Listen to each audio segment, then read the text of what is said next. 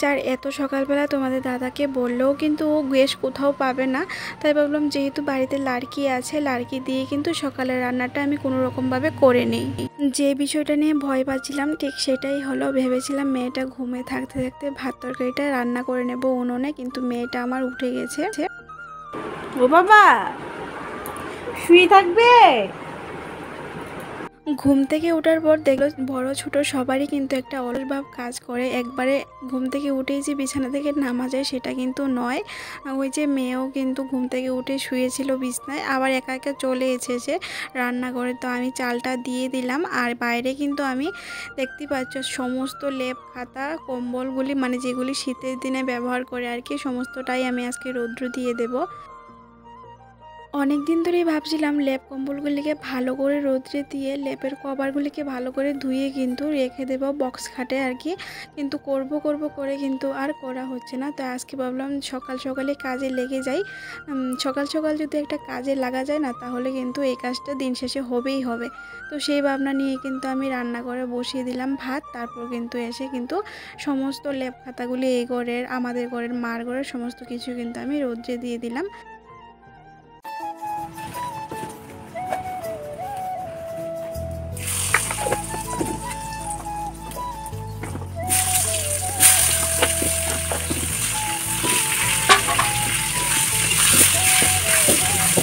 এখন করব আমি কুমড়ো ভাজা। দেখতে পেলে তেলের মধ্যে কিন্তু আমি আগে হলুদ আর লবণটা দিয়ে একটু ভেজে নিয়েছি, তারপর কিন্তু কুমড়োটা দিয়ে দিলাম। অনেকেই আছে দেখলাম আগে ভাজার মধ্যে কিন্তু লবণ হলুদ মেখে নেয়, আমি কিন্তু এরকমটা করি না। এই জিনিসটা আমি আমার শাশুড়ি মার থেকে শিখেছি, বেশ ভালো লাগে খেতে।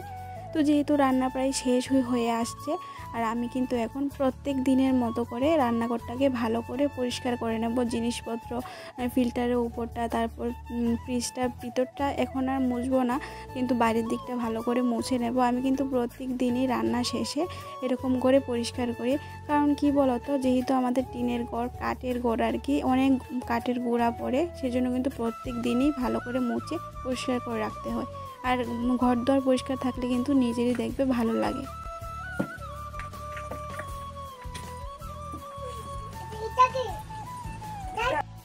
যারা এখন পর্যন্ত আমার ভিডিওটার সাথে আছো তাদেরকে সবাইকে জানাই অনেক অনেক ধন্যবাদ।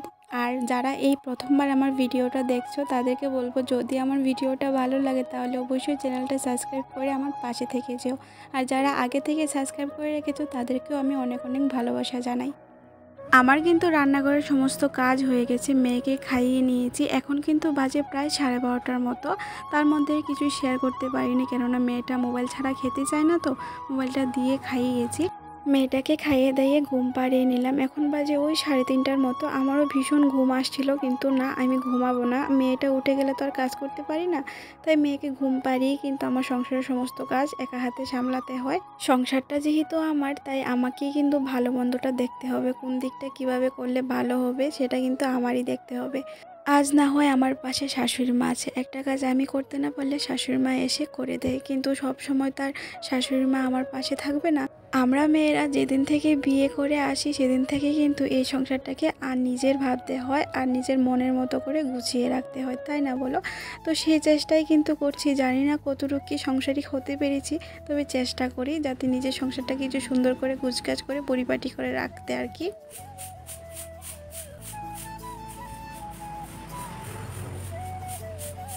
তোমরা কিন্তু এই কয়েকদিন ধরে আমাকে অনেক অনেক ভালোবাসা দিচ্ছ আর সাপোর্ট করছো। তোমাদের ভালোবাসার কারণে আমার কিন্তু ছোট্ট পরিবারটা আজকে 35,000-এর উপর হয়ে গেছে।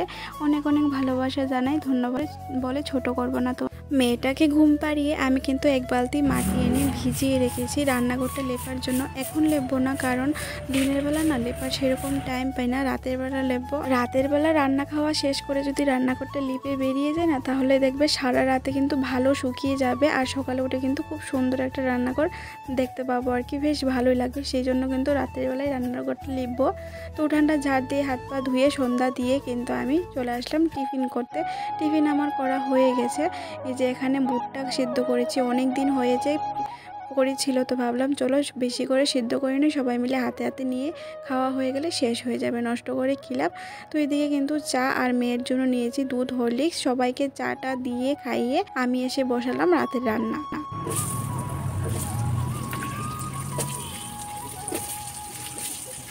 মেয়েকে টিফিন খাইয়ে নিজে একটু টিফিন খেয়ে কিন্তু আর 1 মিনিটও দেরি করিনি। ওই যে বললাম রাতের বেলা রান্নাঘরটা লিপে রাখবো, তো সেই জন্য কিন্তু তাড়াহুড়ো করে আমি রান্নাটা আগে সেরে নেব।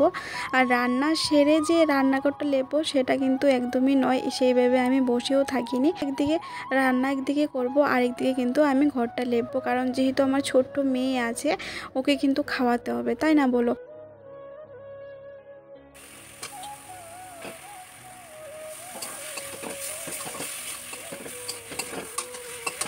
ওইদিকে আমার ভাত আর মাংস তরকারি হচ্ছে, এদিকে কিন্তু আমি রান্নাঘরটা লিপে নেব।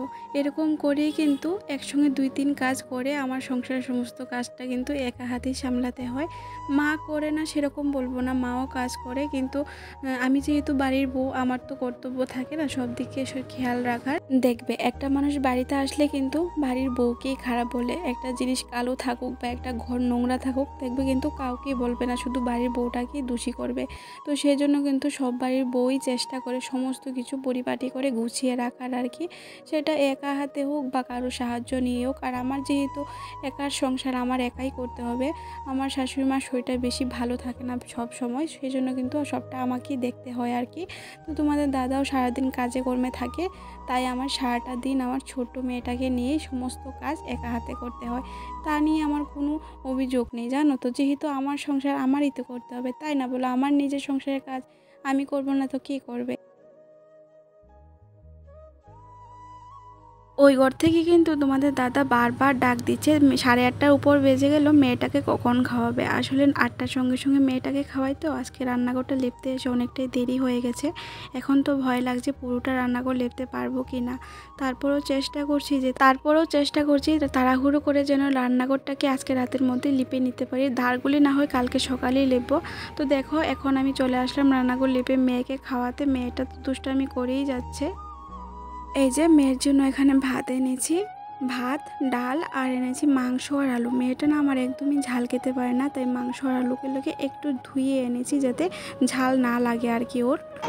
तेरी बातों में ऐसे उलझा जिया, बैठे ही बैठे मैंने दिल खो दिया, तेरी बातों में ऐसे उलझा जिया, बैठे ही बैठे मैंने दिल खो दिया।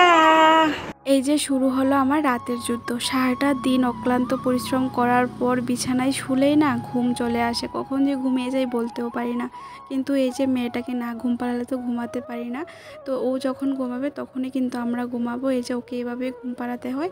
তো চলো বন্ধুরা, জানিও ভিডিওটা কীরকম লাগলো। সকাল 6টা থেকে রাত্র 10টা পর্যন্ত ঠিক এভাবেই কিন্তু আমি সংসারটাকে সুন্দর করে গুছিয়ে গাছিয়ে পরিপাটি করে রাখার চেষ্টা করি আমারই দুষ্ট ছোট্ট মেয়েটাকে নিয়ে। তো তোমাদের ভিডিওটা কীরকম লাগলো জানাতে কিন্তু একদমই ভুলবে না। আর যদি ভালো লাগে তাহলে অবশ্যই চ্যানেলটা সাবস্ক্রাইব করে আমার ভিডিওটা দেখে শেষে কিন্তু একটা কমেন্ট করে আমাকে ভালোবাসা আর সাহস দিয়ে যাবে। তো চলো টাটা, ভালো থেকো সবাই।